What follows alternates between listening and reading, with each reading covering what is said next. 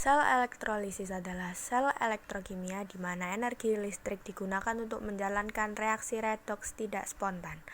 Reaksi elektrolisis dapat didefinisikan sebagai reaksi peruraian zat dengan menggunakan arus listrik. Prinsip kerja sel elektrolisis adalah menghubungkan kutub negatif dari sumber arus ke arah katoda dan kutub positif ke anoda, sehingga terjadi overpotensial yang menyebabkan reaksi reduksi dan oksidasi tidak spontan dapat berlangsung. Elektron akan mengalir dari katoda ke anoda.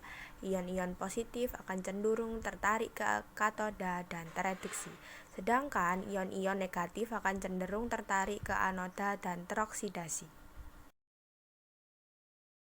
Yang pertama yaitu pembuatan beberapa bahan kimia seperti logam alkali dan alkali tanah, aluminium, gas hidrogen, gas oksigen, gas klorin, dan natrium hidroksida dibuat secara elektrolisis. Contohnya pembuatan logam natrium dengan mengelektrolisis lelehan NaCl yang dicampur dengan CaCl2.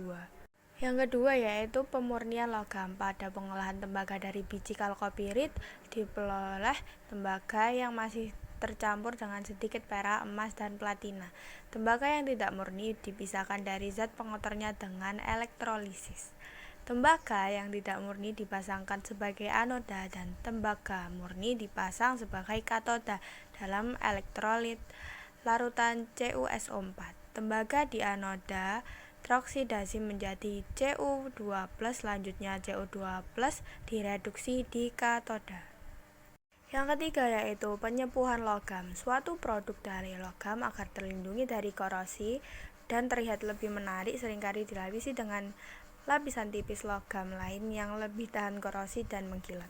Contohnya untuk melapisi sendok garpu yang terbuat dari baja dan perak, maka garpu dipasang sebagai katoda dan logam perak sebagai anoda dengan elektrolit urutan AgNO3.